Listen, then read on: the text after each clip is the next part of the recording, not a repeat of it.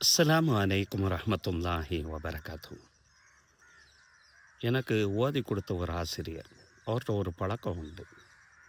அது என்ன பழக்கம் சொன்னா, இல்லாத நபரை பற்றி யாராவது ஒரு குறை சொல்ல வந்தாருன்னு சொன்னா, அது யாராக இருந்தாலும் சரி, அந்த நபரை நேரடியாக இப்படி கேட்பாங்க.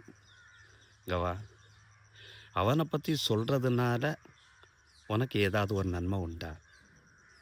அல்லது நீ சொல்லக்கூடிய அந்த நபரை பற்றி அந்த செய்தியை நான் கேட்பதுனால எனக்கு ஏதாவது ஒரு நன்மை உண்டா? இல்லாத ஒரு நபரை பற்றி பேசுறது நம்மளுக்கு பாவம் தானே. அதனால் உன் வேலை ஏதோ அதை மட்டும் பார்த்துட்டு போன்னு சொல்லி மூஞ்சில் அடிச்சாப்புல பேசிடுவார். அது ஜாலியாக சிரித்த மாதிரியே பேசிட்டு போயிடுவார். அந்த குணம் அவர்கிட்ட உண்டு. அது அந்த நேரத்தில் நம்மளுக்கு என்னடா முகத்தில் அடித்தாப்புல பேசுகிறாருங்கிறது மாதிரி வரும். அவர் முகத்தில் அடித்த மாதிரி அந்த பேசுகிறது கூட அவர் முகத்தை நரகத்தை விட்டு பாதுகாக்கிறதுக்காக வேண்டி பேசியிருக்கிறாருங்கிறது ஒரு நபி மொழியை படிக்கக்கூடிய நேரத்தில் எனக்கு ஞாபகம் வந்துச்சு. நபித்தோழர் அபு தர்தா ரலியல்லாஹு அன்ஹு அவர்கள் அறிவிக்கக்கூடிய இந்த ஹதீஸு ஜாமியு திர்மிதியில் இவ்வாறு பதிவு செய்யப்பட்டிருக்கு.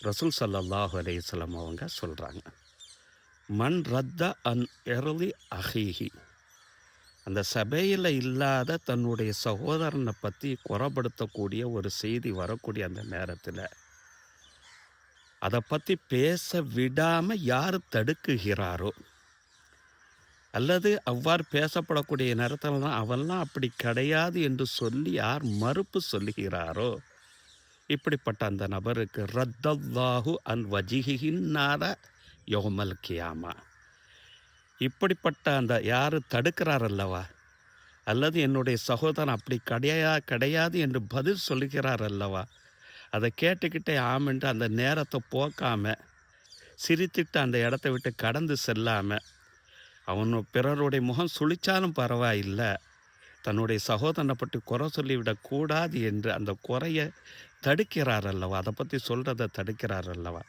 இப்படிப்பட்டவருடைய முகத்தை நரகத்தை விட்டு அல்லாஹு தாலா பாதுகாத்து விடுகிறான் என்றார்கள் நபிகள் நாயகம் ஸல்லல்லாஹு அலைஹி வஸல்லம் அவர்கள். என்னுடைய ஆசிரியர் முகத்தை முறிச்சா போல் பேசினாலும் கூட சொல்ல வந்தவரையும் பாதுகாத்தார்கள்.